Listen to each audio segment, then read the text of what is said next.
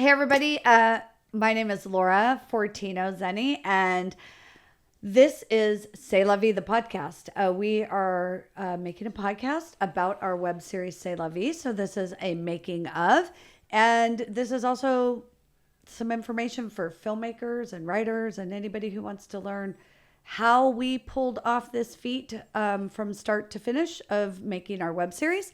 Like I said, I'm Laura, and this is my co-host. I'm Sebastian Khan, and this is our beautiful guest. The person in the middle. I'm Debra Stolberg, and I am the co-writer of C'est La Vie. Awesome. So in today's episode 2 of our podcast, we're going to be talking about the writing process. And this is kind of obviously geared to you both. And I think to start it off, you know, behind the scenes, we are all laughing and having a great time, and your guys' relationship seems so natural and so fun. You know, how much of that is translated when you guys meet together to write? And, you know, maybe, Deborah, speak a little bit on the long distance aspect, you know, and the challenges or the successes in that as well. Kind of open to anybody. Well, I mean, I think our relationship, we've known each other for a long time. I mean, 20 years since we were in our teens? Yeah. Sure. Okay. I'll go with it's only been 20 years. But we've done a lot together. I mean, you know, we've had a friendship for a very long time, and we've been through a lot together, you know, all of our life changes and all of that sappy stuff. Surviving our 20s. Yes, exactly. Yeah. Exactly. And we've seen, you know, each other grow and change through all of these different things. But the relationships have stayed strong. And I think that does feed a lot into writing together. But as we were just talking, it's a bit of a problem because especially long distance, we don't get together as often. And so when we do, we plan a 3-hour phone call to talk about writing, and 2.5 hours of that is just, oh my God, so then this happened. Catching up. And then we're like, we should really get to the writing, but one more thing. So that does become a little bit tricky. But all of those experiences, as we talked in the last podcast, writing what you know, and those experiences filter in. Totally. Especially in Kate's character. I mean, she's always overworked, kind of, even though she's not even working regularly, but it's that thing of always having so much going on your plate, the hurriedness of it, I think, that comes into her character. Right. So a lot of that comes from what we're experiencing. Totally. Yeah, I would say that the exact process is we get on a Zoom because she's in Portugal, in Lisbon, and I'm in California. And so I get up and we get on a Zoom somewhere between 6 and 7 a.m. my time, because we're trying to catch her in the afternoon before kids start coming home from school. So, and what the time difference is? 9 hours? 8 hours. 8 hours. And and the difficulty is it's really early morning for Laura. So I've got to wake up. Yeah, and then then I have kids coming in and out. I mean, they're pretty good. They're a little older now, so they don't need me as much. But they always want to come in and say hi and what's going on and those things. So it becomes a little bit distracting once they get home. So we're trying to slot that time in. Yeah. We were able to do some when I came back and visited last time. Like, we try to write in person. Although I don't know that we get any more done in person than we do on a Zoom call. I don't know. I don't know. I mean, I think I do have to say a lot of our writing, I feel, is just our relationship. So it's hard to explain because our relationship is not in the script. But our relationship and the way we flow is we get together and we're just talking whatever, you know, we're just shooting the shit. And then it'll make somebody think of, and Kate should blah, blah, blah. And then maybe we're even like, you know, what's something that could happen in this episode to Kate or to the family that makes Kate think she needs to, you know, leave California, whatever it is. And so we might be going through it and then we'll come up with some idea of what it could be. And then suddenly we're like scrolling on our phones and just, oh, look at that. That's funny on Amazon. Do you see this? Do you know? Right. Oh, we should get that.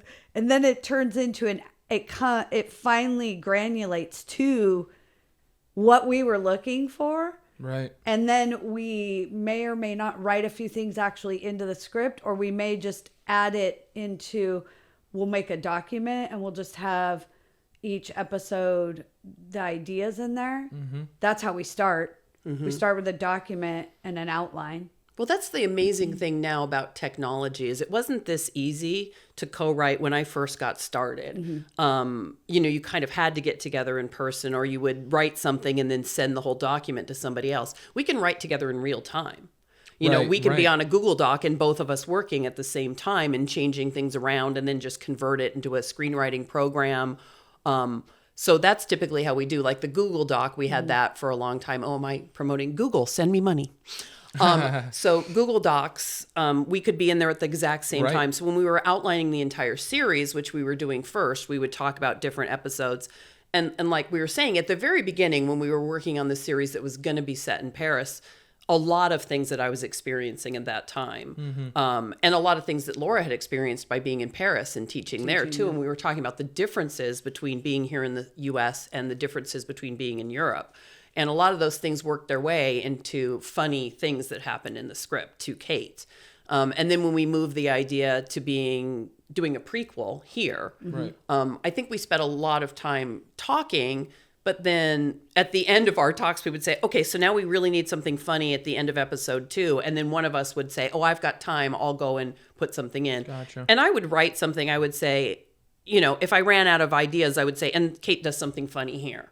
Mm-hmm. And I would just write that and send it to Laura. And then she could say, oh, I here's a funny idea. Right. And then we'd go back and forth on ideas and dialogue and different things. Yeah. And when, let's say I write something and then, I'm a little, I'm not as good at the formatting as Deborah. So sometimes she'd go in and clean up my formatting.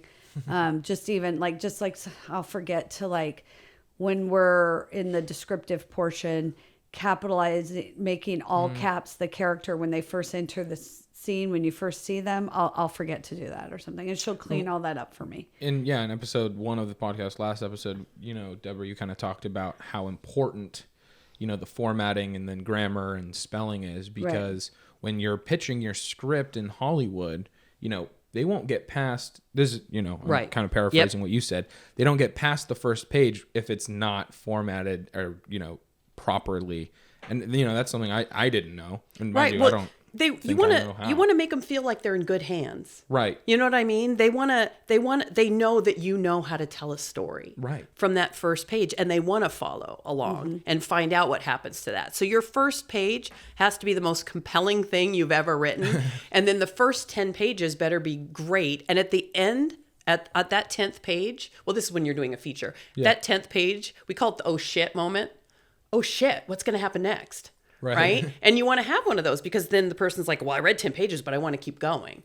Right? So with this one, they're much shorter. So we wanted we were talking about you want to have an oh shit moment where the character's compelled into the next episode. In the first page or two. Yeah. Right. The first page. Yeah, the first page or two to compel them into this episode and the chaos that usually ensues. And then you kind of, like cliffhanger kind of thing. With a reason to keep watching. Exactly. Right. Exactly. So that's really important. And this is an aside from the writing, but I am also a co-director on a film festival and have been for over 20 years. And I watch short films that filmmakers make. And by all means, even if your film isn't great and I don't love it and it doesn't get in, you should still go try, because you've probably learned something.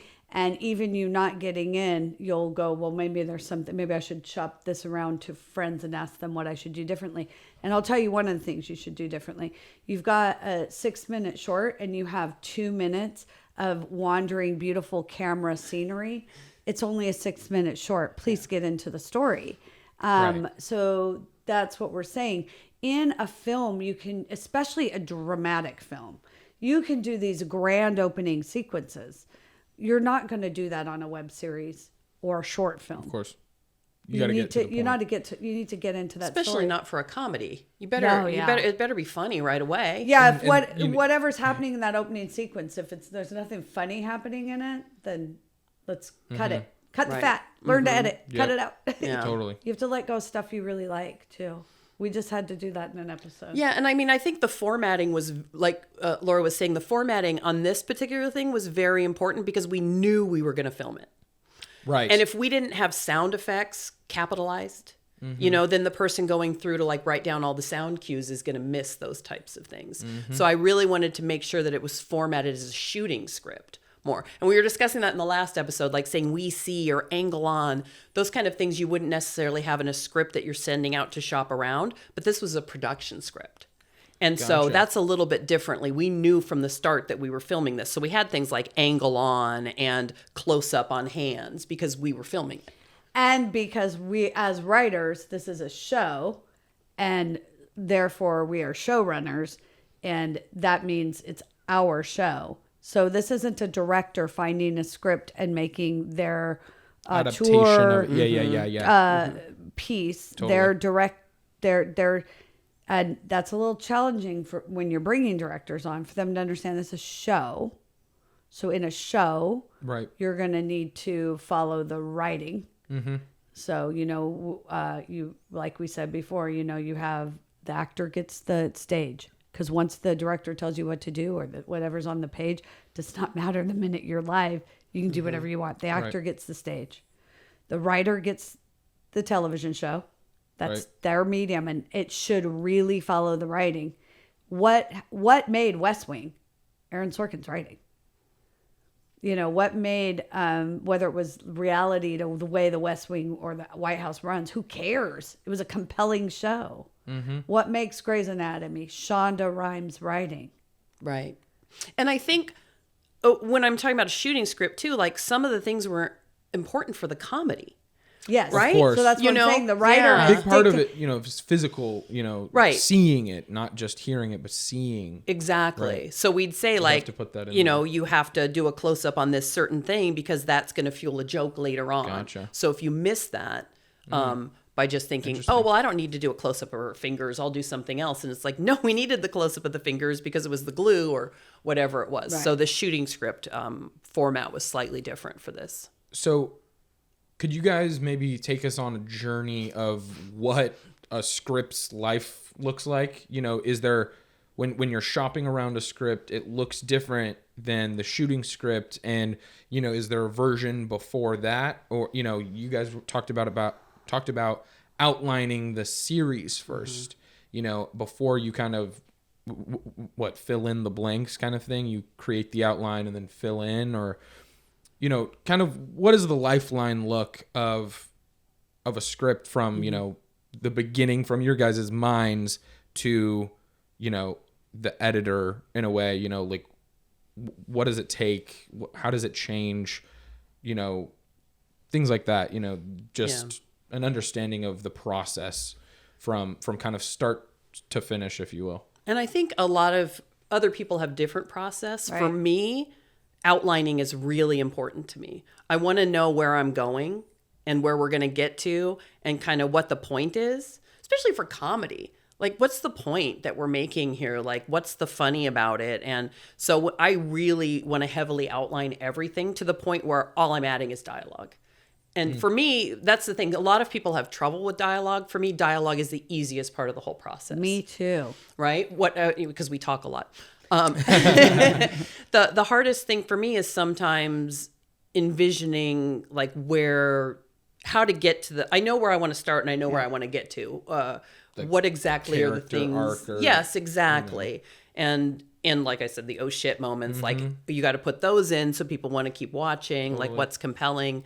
So I think that's what I usually do with any script that I'm working on, is heavily outline at the beginning, make sure it all makes sense, because then once I have an outline, it should be super quick to write the script. I agree. I actually heard James Patterson talk about like that's how he writes his books. Like his books are easy to write because he's somebody who sits down and just starts writing ideas and outlines. And he said that's the easiest part. If you would just put everything in order, it's much easier for him to write a book. That's why he can write so many. But other people I know don't work that way. Other people have an idea and they have an end.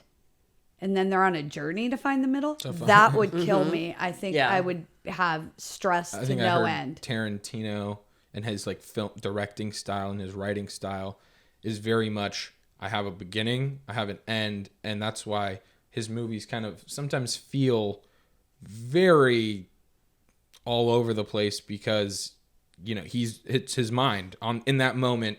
How is he getting to this place from this place? And it's just kind of going. He's just daydreaming. And making it happen. And you get there in the end, but take Pulp Fiction. You know, for the first time you watch Pulp Fiction, you don't know what is happening until the end because he didn't know. Exactly my point. So, and then kind of also to your. Well, and we never found out what was in the briefcase, right? Nope. A red light. yeah, a gold tungsten light. Yeah. I thought it was his soul.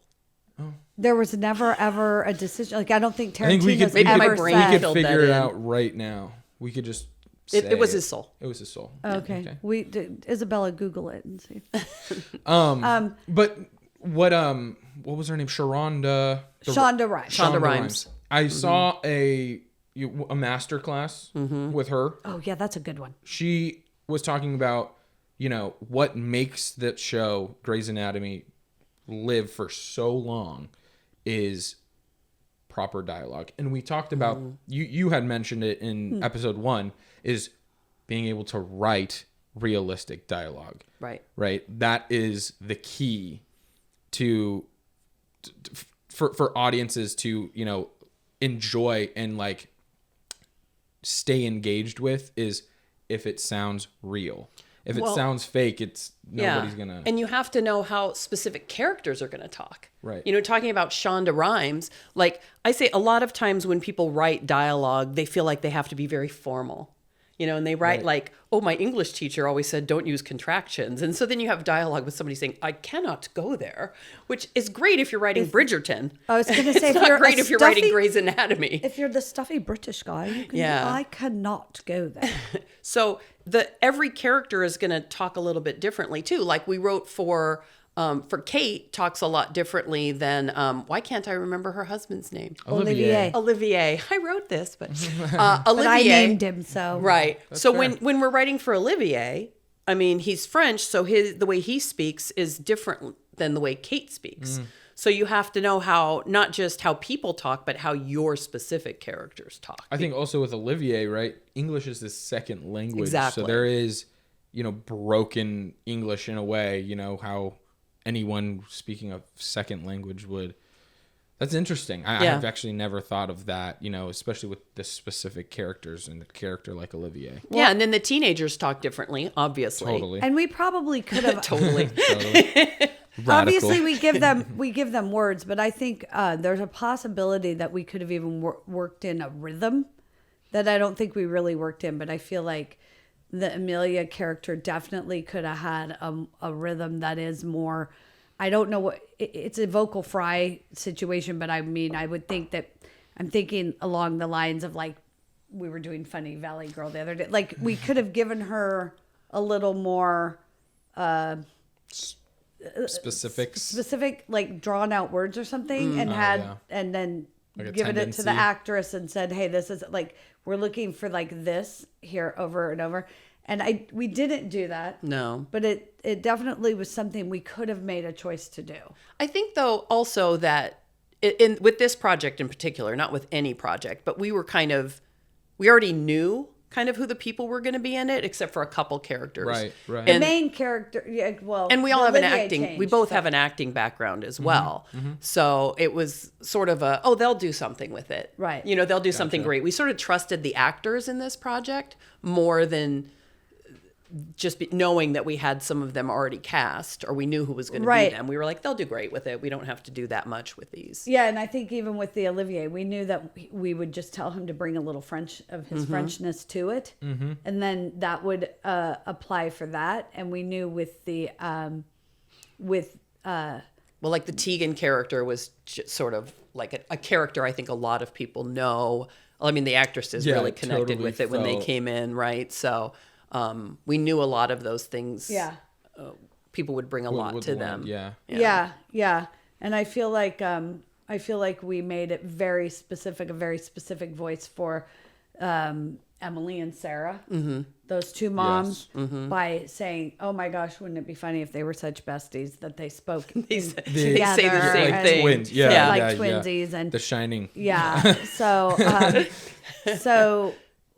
we definitely delved into those characteristics, Totally. and how when they would speak and that sort of stuff. But we did leave some up to the actors, but especially for like the Michael character. So I knew that David Liam himself, when he's funny and jovial, like that, him by himself was what I was looking for Michael. Right. We just gave him dialogue that made him seem a little bit idiotic. Like, we made him seem like the prank. right. Like somebody who's not really thinking things through. No. Completely, So we did right. that by writing situations and dialogue that would feed that Adhere to that, idea. yes, But we totally. just wanted him to bring his own self, when his own, not his serious side, his very funny, when he's joking around side. Yeah. And when he brings that to Michael, even, do you remember when we first did, before we did the web series, we had done, when we were getting ready to pitch the main series, we had done a table read.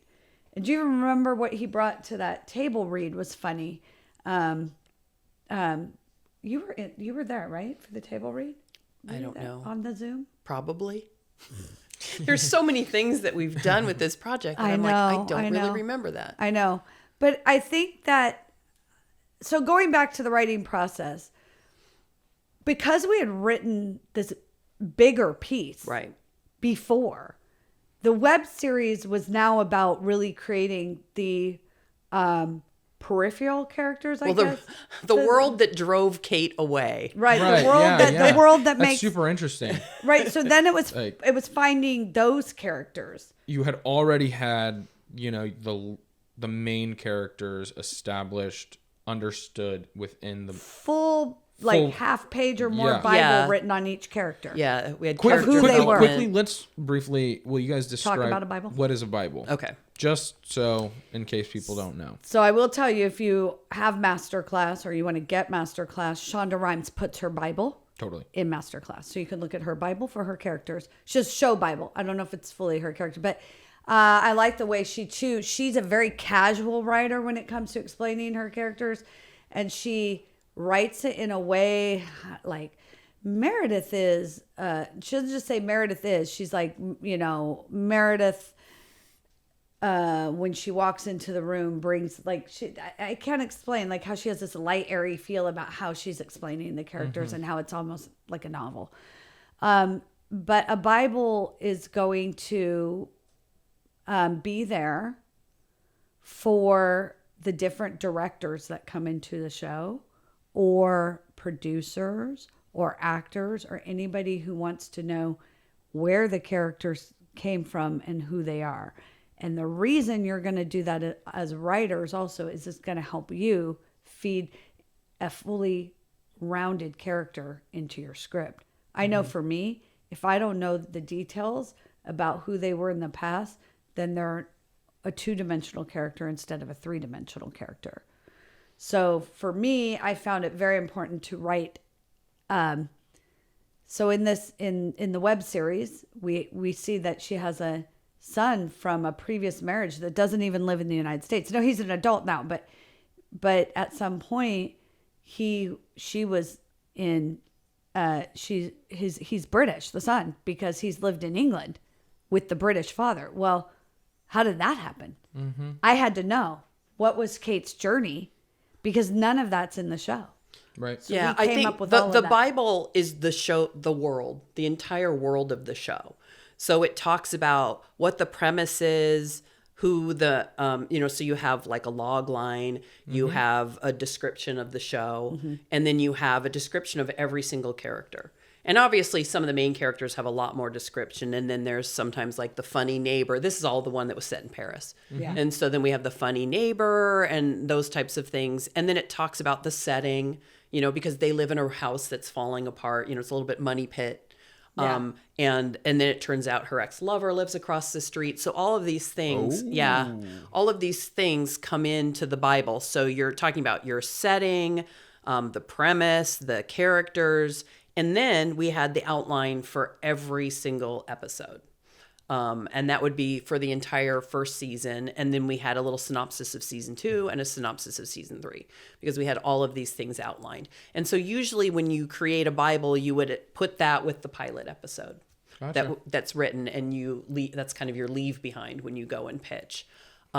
Starting with your pitch deck. So Yeah. I want to be of able to course. write a pitch deck too, which is sort of taking little pieces from the Bible and creating a visual with it. So you're using your log line, you're using your synopsis, Right. you're using a couple descriptive lines on each character. key but things. yes, but so for instance, I'm not saying Kate, when she was young, went to university in England, ends up, having an affair with a professor, marrying him, having a child, divorcing him, moving to Paris. Like, all of this is in our Bible of who Kate is. But My mind just got blown a little bit. yeah, I didn't but know you that. can't have Kate be Kate unless she has and Right. have a son from England, and it all has to make sense. And if it doesn't make sense in our mind, if we can't create that character Totally. to make sense, then how do we write that I character? get that. But when you're pitching, executives are busy. You don't Right. need to give They them don't that. have time for all of that. So usually when you're going into a pitch, you're giving them, you need to know all of this though. This has to be something that you know. So when you go into a pitch, you can say, here's the world, Here's the world. and here's who inhabits it. Right. And this is what happens to them. And it's hilarious. We always joke, and hilarity ensues, right? Because that's sort of the thing. Like, so Kate moves her entire family to Paris and hilarity ensues, right? So, and that's kind of what your pitch is. And then you might do a leave behind of either a pitch Bible, which is really pretty with lots of pictures of the world that you're going to inhabit. And they might ask for more, and then you leave behind a written Bible, and then they have some other person read it and give them notes on it. And if they get a recommend, then that's great, and you get to go back in. But nowadays they're asking for your pitch deck ahead of time. So it's usually Because they don't want you to come into their office and cough on them at this It's point. usually a PDF now. Yeah, right. It's back to the same as Yeah. like your online. Well, it's video easier. thing. It cuts out like a lot of their time was spent pitching. I mean, I remember when we did pitches, we would sometimes do 4 and 5 studios in a day. And like, because wow. we were pitching based on, like, we'd send out a script and then they would call us in to, which is funny because they've read the script, but they call you in and you basically pitch them the script. Should call back. Yeah, kind of. And they want to see, because they want to meet you. Yeah, of course. And so we'd go in and pitch and like sometimes go meet 4 or 5 people and pitch them and, and then we'd leave again, which is kind of a backwards. Now it's different. Now it's like, I don't want to spend all that time meeting people. They've learned they don't have to. So you send stuff ahead of time and then they flip through all of it and decide who they want to meet with after all. Which They I don't guess have is the good. budgets they used to have. They're not making as many things, I don't think, which is sad because, I mean, that was the whole point of streamers, right? Actors were so excited and writers and directors, like there's so much more content being made. And then now it just was not sustainable. Yeah, to they want work more that way. content to be made, but they want it all to be hits. Yeah. So- Oh, like the viral quality video. over quantity, right? Yeah, they want it Yeah. all to be viral. It needs to be a hit, and so they're now back to basically tight Hollywood, 10 where it's like we movies a don't year. actually make anything artistic. We go back to the formula that has worked forever, and Yeah. we stay in that formula, and that's where we're at right now in Hollywood. We're back to this. Might as well be. It's Making films the in big the 80s or studios 90s or whatever. The 10 movies a year or whatever. Well, they used to put out more movies. No, a year I know, because but they had- now it's very much 10. You can almost count, Yeah. one, It's sad. 2 We hands. used to have movie releases all the time, but it was very formulaic in terms of what they would accept. In other words, they And didn't when. take a lot of risk. And when? Oh, right? yes, they had- Like an action movie dropped, and then the other studio would save their action movie because this one's doing good in the other. It was a whole the whole was politics of yeah. Hollywood back in the day. Yeah. But it's back because when for sure. streamers were like, "Hey, we're just going to start dropping stuff, and you're going to get all kinds of content," and All the time. yes, and they were paying for all this.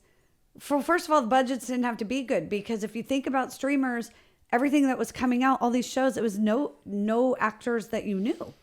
And then the streamers decided to start letting all the famous people make stuff and be on, and all the famous people started making their own stuff for streamers, or big directors bringing in big actors, and then suddenly, what? You suddenly then have now the smaller actor again is gone, the smaller filmmaker is gone, and then now they're spending so much money paying these bigger people to make these projects. Now we have to reduce the amount of projects we make because now we only get this much a year, having people pay for streaming. Now we've got to go back to an old let's bring commercials back in. Yep. Let's start making things that we know are hits. So let's go back to old formulas. Let's make these streaming services have ads. That's what I mean. You got to bring commercials back in. Yep. Yeah, I can get all into that. Yeah. I mean, I think it's great because I think there's more diverse voices that we're hearing from, though, that we weren't hearing from before. I think there is, like, you're getting to see different stories, older women. No, that's good. But what I'm saying is I feel like they're kind of backtracking from that now. They're trying to make it more mainstream hit. Well, we talked about that pendulum, you know? Yeah. Like the Wild West to Button Down to somewhere in the middle. Yeah. You know, for almost everything, there's a pendulum to how that happens. I mean, I think that there's almost more opportunities and less opportunities. I don't know. It's a weird dichotomy where you're trying to figure out, but you can't figure out, like if I could figure out what somebody wanted and write that specific thing and get it there, you can't.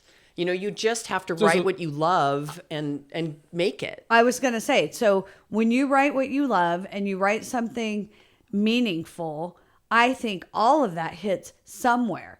I think the problem for us with the studios and streamers and all that is they're looking for it to hit hugely. Whereas... Well, it's the four quadrant film. Like you can't just make a movie that only appeals to one section. It has to hit all four. Right. And I'm saying that stuff can be successful even when it doesn't. Right. Like, well, I think when they're always surprised. Whale Rider?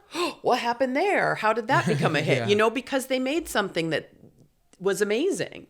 You know, so that's the thing. I think do amazing work, write amazing things, and it will still find the audience. It got, you know, overly compensated, that pendulum, right? We went way the other way. And then it got super like she said, diluted. The Wild West. Yeah. Mm-hmm. It got super diluted though, right? So yes, there were way more opportunities, especially for, you know, younger people trying to get in onto a set, a, you know, professional working set. Mm-hmm.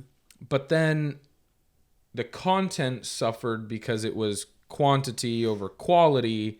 We were hearing from a lot smaller voices, but, you know, sometimes it's not all good, and it started going from filmmaking to content creation. Right.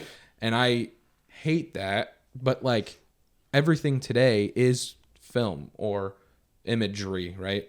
All news, everything. It's not newspaper anymore. It's how can I watch a 15-second video and get my news, you know, my daily news. Someone has to make that video. So yes, there is a lot more opportunity for filmmakers to be out there and, you know, make money doing it, right?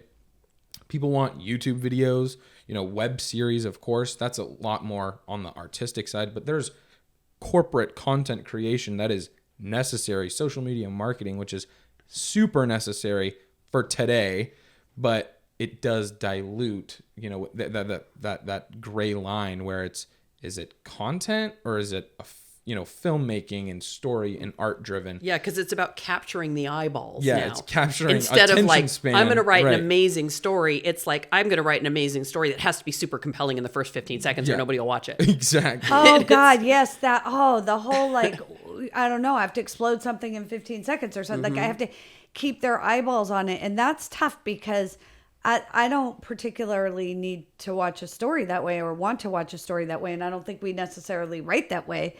And so it's like, even like we were saying, at some point we were talking about, we took out something in the beginning of an episode. Just now we were talking about cutting something that we liked. The editor liked it. The editor's like, oh, I hate, like, it's sad that this has to be cut because the actor is really good, but it took too long. It took too long to get to the point. And we have to be cognizant of the people watching now. But I will say there is content, like there are TikTok, let's go, because like TikTok, Instagram Reel, that's more content, right? Maybe, and some YouTube is more content versus actual filmmaking. And there's some content on these platforms that's highly entertaining, is written and structured, and they take time to film at different angles and edit it together, and you could see it, and it is a little story. And so I would call some of them filmmakers. Then there's other content creation where comedic people are just getting out there and doing some great comedic stuff. That reminds me more of like SNL skit.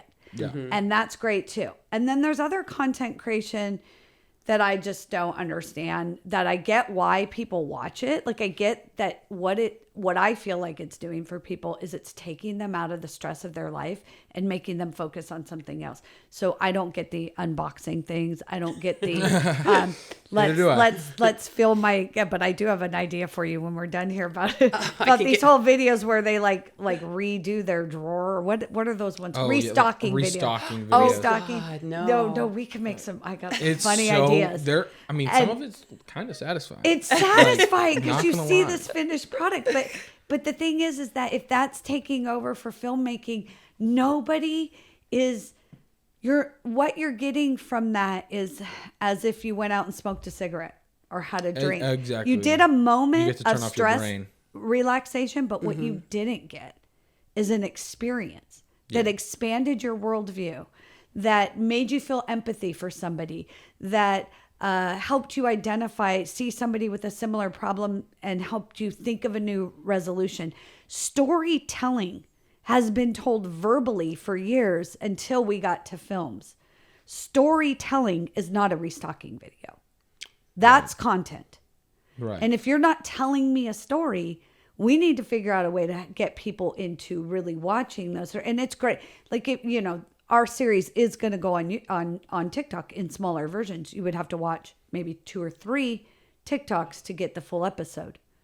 But, it's going to get cut out. 10 minutes and just make it 15-second segments. Oh, God. Part 100 of episode 1. Episode 1. Oh, no. But it needs to at least be a few minutes. But what I'm saying is that's the major difference, right? Totally. And I think that we have to realize that that content creation and storytelling are different.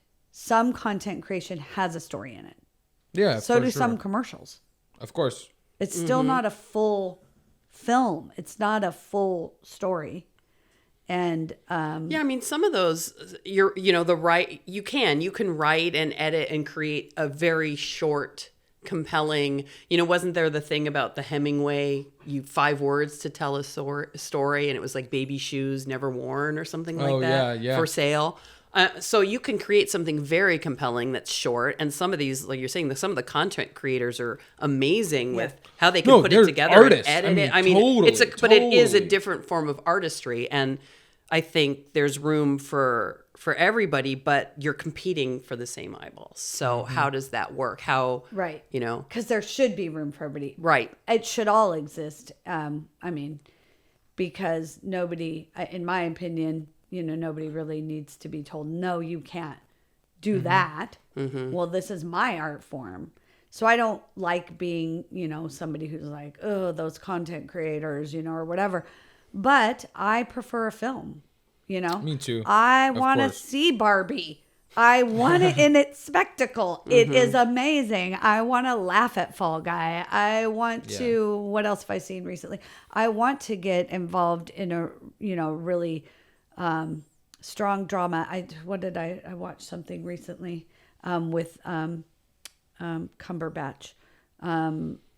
Where he was it was based on a true story where in England he's recruited to go in during the war. Sherlock Holmes, guys. No, there's not a giant puppet in there, is it? No, that's the newer one. Is that Eric thing? Yeah. There's no puppet in this. This was a movie based on a guy who literally got roped into being a spy because he was a salesman. I can't remember what it's called, but. I'm sure people will be happy to tell us. The comments. Drop it. Drop it in the comments, I guess. We have it, of course, from our producer, The Courier. It was compelling and really great to watch, fully dramatic. So, I just want a story told. I like most genres. I'm not a huge horror fan, but I love Get Out. you know?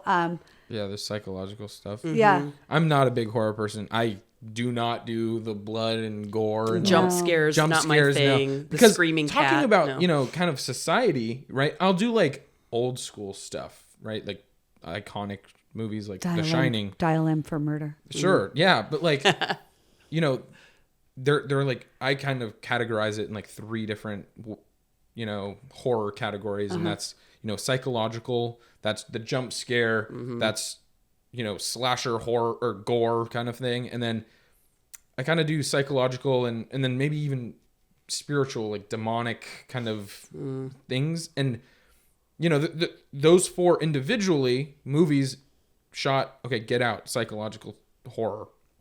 Scary. A little bit of blood. A little blood, but no, that's not the focus. That's right. Whereas like The Shining, Saw, Scream, you know, these movies that are like solely one, you know, pick one of the 4 and you can make a movie in it. Today's society's psyche or whatever is no longer affected by one, so they have to make them all 4 at once. And these movies, I don't know if you've seen a horror movie recently. No. So I like all of my friends know that I will not go. Like, so the last time I saw one was this not new movie. It's probably a couple years old now, but it was called Smile. And my friends literally collectively paid me to go to the movie theater. Ooh, how much did you make? I made $100 to go to the movies. To be traumatized for life. And I hated it. I would have given back the $100 if I could. I saw the movie and I genuinely, in the middle of it, had to put my AirPods in. I'm listening to like rain nature sounds and I'm like hoodie on, freaking out. I know it's fake. I make the movies. Like, I know how to do a lot of that. No. Like, will never again. Like, you cannot pay me money. But the reason is it had the, you know, demonic. It had the psyche. It had the jump scares. It had the gore, you know. Spurting blood. You know, like, it was just horrible. But, like, that's how people get scared today. Yeah. Whereas, you know, back in the day, I keep saying that, but you know, when these movies came out, it was one. You know, they picked and they stayed. They picked a genre. Well, it's interesting because I have to say I've seen my fair share of what people would call horror. So Shining, I put in the psychological category, and or suspense. I like suspense a lot. So I love Alfred Hitchcock. And my daughter will tell you, like, she went from watching cartoon movies to one of her first experiences into the movie world was me showing her a bunch of Hitchcock. I don't know why there was an old movie on and I was like, let's watch this. And then it became, we started watching a lot of them. And before that's what happened. Well, and what's funny is she was into cartoon movies for a long time. Like, she was the kid that was not ready to transition to regular, like, live people. action. She didn't want to feel what they felt or deal with that. It was bad enough to watch her puppy dog movies or whatever. So, but yeah, then we went full blown into Hitchcock. Yeah.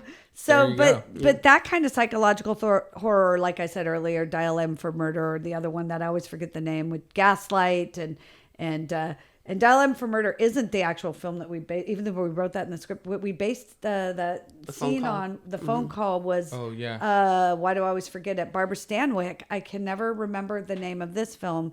Barbara Stanwyck, when she, no, not Double Indemnity. That was another producer's. Do you see why it takes a long time to get any writing done? Yeah. But see, we had to figure out what movie we were talking about. That's true. And then we had to go search, because I was like, you know, the movie where the lady's on the phone and they're plotting a murder and she thinks they're going to murder her. And what is this film? And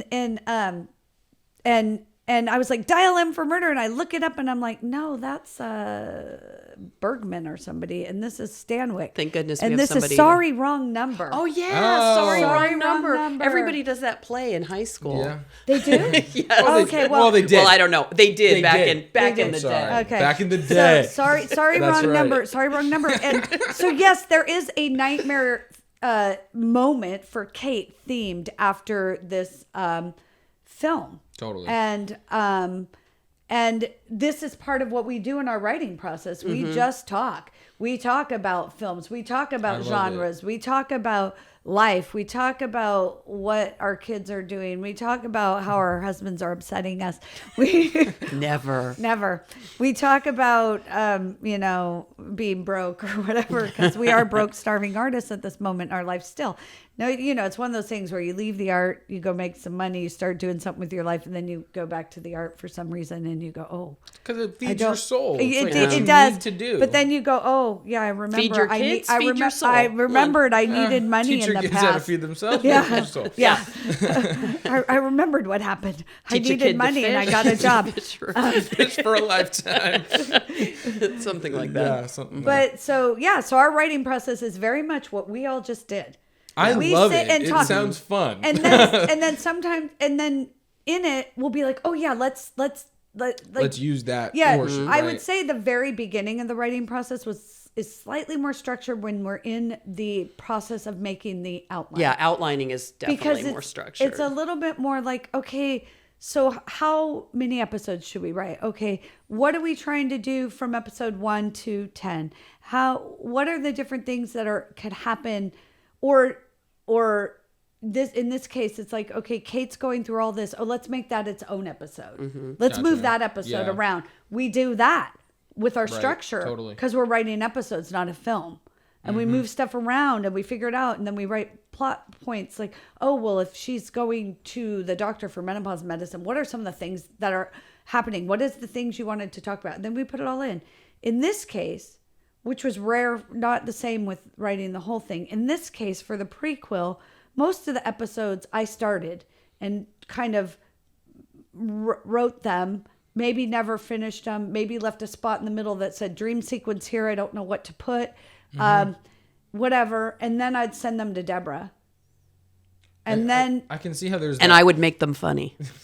Well, I will say she does write more of the jokes. And then sometimes she'll write a joke and I think we're pretty good at communicating because sometimes she'll write a joke and I'm not quite in with the way it was written, but I'm like, okay, I get your idea. I like that. I'm not loving the way the characters are doing it. And then we talk about it and we usually end up coming with, what if it was this? What if she said this? So it's basically the same premise joke, but maybe we move things around of what somebody's saying and how they're saying it to get to the joke. I feel like it's kind of nice, especially maybe with comedy, and correct me if I'm wrong, having, having two sets of eyes, two different brains, two comedic brains, right? And so, I mean, exactly kind of piggybacking on what you just said, the fact that you can, here's your sounding board and vice versa.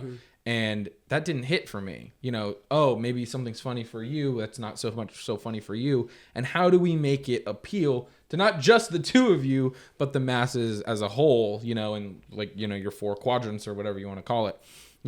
I think I can see how again, specifically in comedy, I could see how that would be extremely beneficial. And I'm kind of known for writing really esoteric jokes that nobody understands what I'm talking about a lot of times. And I had a previous writing partner and we were writing feature-length scripts, and a lot of times she'd be like, I don't get this joke. And I'm like, well, you see, in 1912, no, if you have to explain it, it's not funny, right? I think that was like Sherwood Schwartz's rule. Yeah. Like he said that was the thing that he had, the entire theme song would explain everything that happens in his show. They were on a 3-hour tour. There's the skipper, so he explains the entire premise of the show because then you can just relax and laugh because now you get it. Now you understand. You don't wonder why are these people on an island? You're in it. It's right. Exactly.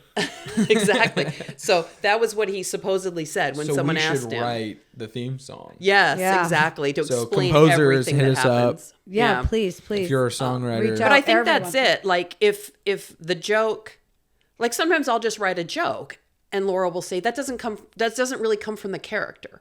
Because I just wrote it because I thought it'd be funny. Right. But, she'll call me on the more actory kind of thing. Right. Like the character, I don't think the nice character would say that. Yeah. Right. But that's why sitcoms have a writer's room. Totally. Because everybody's coming at it from a different direction. And think of the level of jokes you could go to if you have a writer's room. Right. Right? Like, because you have more people pitching ideas that maybe the two of us didn't come across. But, and I would say that that's probably exactly it with the joke, is that especially since so much of Kate, I mean, Kate is not me, but Kate is similar and coming to us from a similar voice. So then I'm going to know, well, would Kate drop that joke that way? Right. Or, you know, would that happen that way? And so I think that that's definitely where it comes from. She definitely is sort of the more joke writer in the whole thing. I have to sometimes cut back dialogue because I might be really telling a story. I'm an actor. I want to act. And so I got stuff to say, Right. which, by the way, I will tell you, in the whole making of this series proved to be problematic for me because I had so many hats I was working on that I was the number one person on set messing up the dialogue because I had so much to do that when it came down to finding time to actually work on my dialogue that I had written, Right. I didn't have time to do it. Yeah. And so that's a whole nother story about having a more pre-production lead in. Right. And that definitely I would do next time, have more pre-production lead in. But I think overall our writing process was good. I think for the most part, we were on task most of the time in terms of not in our calls, but we were keeping a decent pace. Obviously, I don't know. I if we think didn't people have know families- from listening to this podcast how well we stay on task. No, I mean like we got the job, we got the whole thing written in a decent amount Yes, of time. we did get it written. It In a was decent amount of accomplished. It was accomplished. Yeah, and I mean, I think what people need to understand too is the web series was an afterthought. Yes. Yes. Right? There is a whole thing that has not been shot out yet that is developed, ready to go, you know, A full series. a full series. Not 10-minute pieces. Not 10-minute piece. Yeah, so I think people got to understand that that's also what we're talking about is that season, that series, along with the web series. But when it came to the writing, the web series was kind of a, you know, what should we do? Let's have fun. Well, let's that's make what we let's make started. Let's shoot it. Let's Yeah, shoot we it. started talking originally about shooting the actual series. That's right. Right. Shooting the kept- actual series. And we kept saying like, well, then we have to cut this out and we have to make that 10 minutes. And it just, and you would have to go to Paris and we would have to, so we said, We actually started an outline. we did. We tried. took the original 50-minute pilot and started cutting it up into episodes, 10-minute episodes. And it just wasn't And then we had impactful. to It didn't add really episodes work. so Yeah. that we could make her not have to be in Paris first. And then when she finally goes to Paris, she'd have to go by herself. But that wasn't the way we really wanted the Right. real series. And we were like, that's okay. You could just pick up and start a series afterwards. It doesn't have to be this one. And eventually we went, no. And it really, I will tell you, it was Debra and Hervé that kept telling me, Laura, make it about Kate and leave it in California. Stop worrying about the other people. I think it's fantastic And- too, right? yeah. Like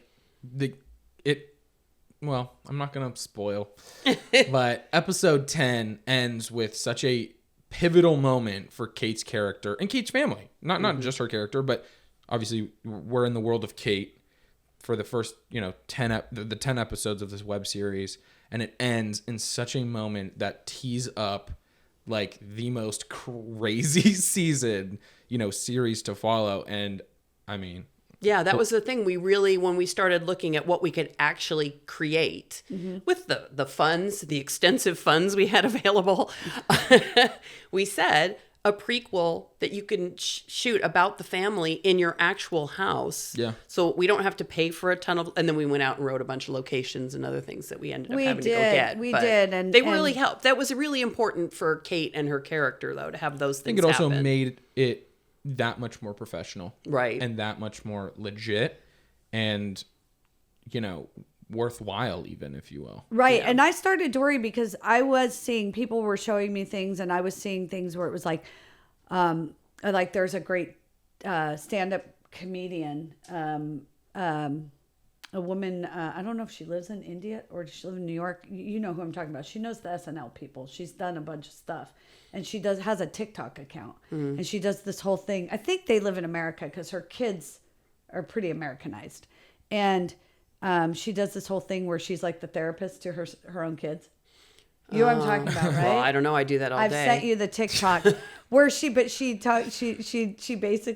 therapizes them in a way where they lay on a couch and she tells them the problem, and then she basically explains to them how they're wrong. That's not a problem. Gaslights. Right. Nice. Right. And it's these little 1 minute or 2 minute TikTok. Yeah. It's like that's kind of fun. Like funny. It's a good little It's more bit. of a sketch though than a show.